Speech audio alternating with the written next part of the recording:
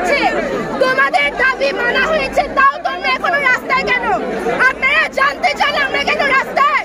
কারণ রাত ৩টার সময় আমাদেরকে বাসা থেকে ধরে নেওয়া হয়, আমাদেরকে বাসা থেকে বের হওয়ার আগে আন্দোলনের ছবি ডিলিট করতে হয়, আমাদেরকে বাসা থেকে বের হওয়ার আগে আমরা আমাদের যে বন্ধুদের জন্য সমবেদনা জানাই সেই সব মেসেজ ডিলিট করতে হয়।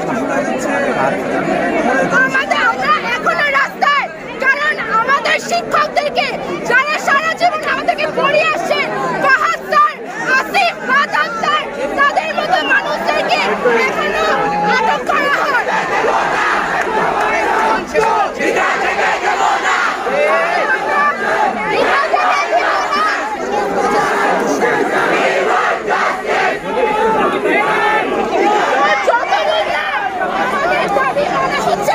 আমাদের সব ভাইদেরকে মুক্তি প্রদান করা হচ্ছে, আমাদের সব শিক্ষকদেরকে মুক্তি প্রদান করা হচ্ছে।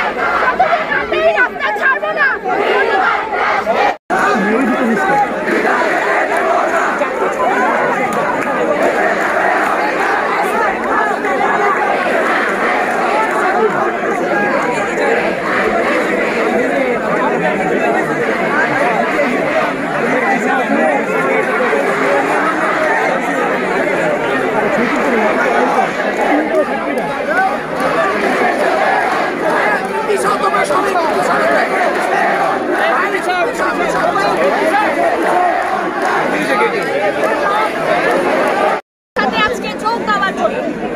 আমি খুবই শর্টে একটা কথা বলবো, টেলিভিশনে আইনমন্ত্রী বারবার বলছে শিক্ষার্থীদের বিপক্ষে কোনো মিথ্যা মামলা দেওয়া হবে না, যে মিথ্যা মামলা দেওয়া সেগুলো প্রত্যাহার করবে। তিনি কি তার কথা রাখতে পেরেছেন?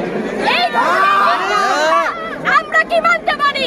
আমাদের ভাইদের ধরে নিয়ে যাচ্ছে, বাসা থেকে ধরে নিয়ে যাচ্ছে, নিরাপত্তা কোথায় সরকার থেকে? তারা বারবার বলছে সরকার না, যে আমাদের নিরাপত্তা দিচ্ছে, নিরাপত্তা আজকে কোথায়? আমিও জানতে চাই, সবাই জানতে চাই, জানতে চাই, জানতে চাই, জানতে চাই, জানতে চাই। আর আমাদের বাবা ট্যাক্সের টাকা দিয়ে আপনারা আমাদের উপর গুলি করতেছেন। এই দেশটা কারোর বাপের না, এই দেশটা সবার, জনগণের।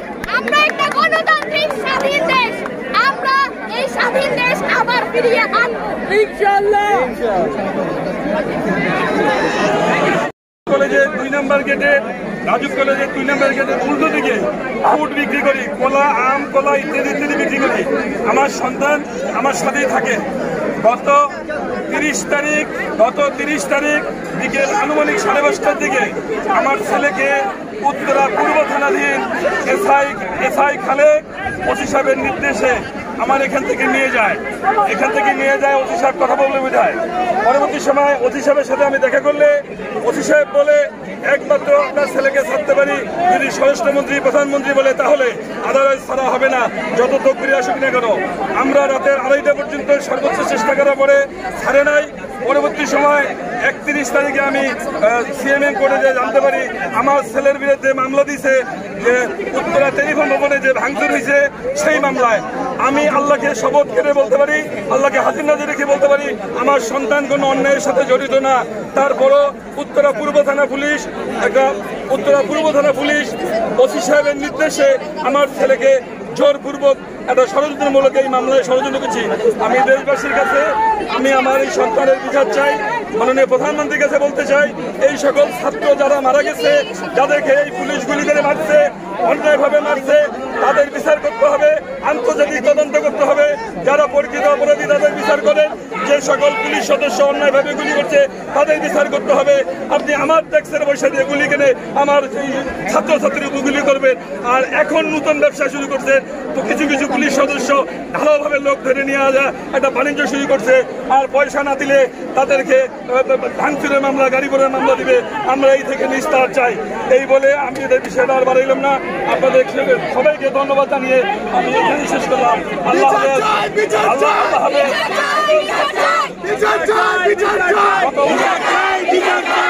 গত ৬০০ বছরের ইতিহাস এবারও হবে না ইনশাআল্লাহ। সবাই ভালো থাকবেন। আসসালামু আলাইকুম। জানালার শিখ ধরে দাঁড়ায় থাকে কি অপরাধ?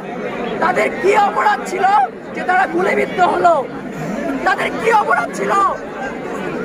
আমাদের এখন প্রধান দাবি আমাদের যত এইচএসসি পরীক্ষার্থী আছেন, শুধুমাত্র রাজুকের না, সারা বাংলাদেশের যত এইচএসসি পরীক্ষার্থী আছে তাদের সবাইকে আগামী কার্য দিবস রবিবারের ভিতরে মুক্তি চাই, মুক্তি চাই, মুক্তি চাই, মুক্তি চাই, মুক্তি চাই, মুক্তি চাই, মুক্তি চাই, মুক্তি চাই, মুক্তি চাই, মুক্তি চাই, মুক্তি চাই, মুক্তি চাই, মুক্তি চাই, মুক্তি চাই, মুক্তি চাই। শুধু এইচএসসি পরীক্ষার্থী না, আমাদের যত জুনিয়র ভাইয়েরা, আমাদের যত সিনিয়র ভাইয়েরা, আমাদের যত বড় ভাইয়েরা আছে, তাদের সবার নিঃশর্ত মুক্তি চাই আমরা। এবং আমাদেরকে এটা নিশ্চিত করতে হবে আমরা যেন নিশ্চিন্তে বাসায় রাতে ঘুমাতে পারি। আমাদের যেন রাতে ফোনটা ক্লিয়ার করে, রাতে গ্যালারিটা ক্লিয়ার করে ভয়ে ভয়ে ঘুমাতে না হয়, রাতে গেটটা বারবার লক করতে না হয়। আমরা একটা স্বাধীন দেশে নিশ্চিন্তে ঘুমাতে চাই, নিশ্চিন্তে বেড়াতে চাই। আজকেও যখন আমি এখানে আসছিলাম, এই পতাকাটা আমরা গলায় ঝুলাতে পারি নাই। এই পতাকাটা আমাকে রাখতে হয়েছে ব্যাগের একদম নিচে। কোনোভাবে যদি আমার ব্যাগ সার্চ হয়, তাহলে আমার ব্যাগে পতাকা পাওয়া যায়, আজকে আমি এইখানে থাকতাম না, আজকে আমি থাকতাম কারাগারে। এ কেমন স্বাধীন দেশ যেখানে পতাকা লুকিয়ে চলতে হয়?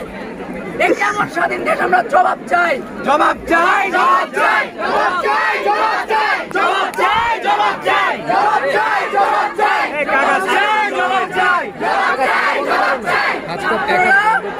আমরা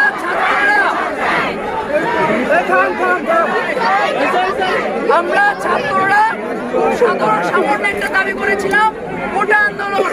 আমাদের কোটার যে বৈষম্য, তা থেকে আমরা মুক্তি পেয়েছিলাম। সারা দেশে, সারা পৃথিবীতে এমন দেশ নজিরহীন যেখানে 56% চাকরি পাওয়া যায় কোটার ভিত্তিতে, মাত্র 44% চাকরি পাওয়া যায় মেধার ভিত্তিতে। সে দেশ আমরা কিভাবে আশা করি পরবর্তীতে মেধাবীরা লিড দিবে? এখানে তো কোটা বিরোধীরা লিড দিবে। আমাদের আন্দোলন ছিল খুবই শান্তিপূর্ণ। আমরা শুধুমাত্র কোটার একটা নিষ্পত্তি চাচ্ছিলাম, কোটা বিলীন না, কোটার সংস্কার চাচ্ছিলাম। আমরা শান্তিপূর্ণ আন্দোলন করে আগাচ্ছিলাম, কিন্তু আমাদেরকে ট্যাগ দেওয়া হলো রাজাকার। আমরা কি রাজাকার? এই পতাকা কি রাজাকারের ঘাড়ে থাকবে? তাহলে আজকে কেন আমরা রাজাকার ট্যাগ পাইলাম?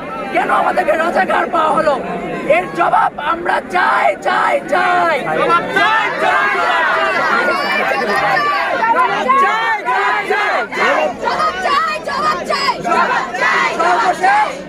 সর্বশেষ আমি কিছু কথা। এক, আমাদের যত এইচএসসি পরীক্ষার্থী আছে তাদেরকে যেন আগে রবিবারের ভিতর মুক্তি দেওয়া হয়। যত সিনিয়র জুনিয়র ভাইয়েরা আছেন তাদেরকে যেন অতি দ্রুত নিঃশর্ত মুক্তি দেওয়া হয়। এবং এখনো আমাদেরকে কোনো কারণ ছাড়া আটক করা হচ্ছে, জেল হাজতে পোড়া হচ্ছে। এই ধরপাকড় থেকে আমরা রক্ষা চাই। এরকম ধরপাকড় যেন কোনোভাবে না করা হয়। এবং আমার মুক্ত ভাই, আমার ছোট্ট 6 বছরের বোনটা এবং আমাদের সকল যেসব মেধা শহীদরা মারা গিয়েছে তাদের সবার হত্যার যেন সুষ্ঠু তদন্ত এবং বিচার করা হয়। সরকারের কাছে আমার আকুল আবেদন থাকবে।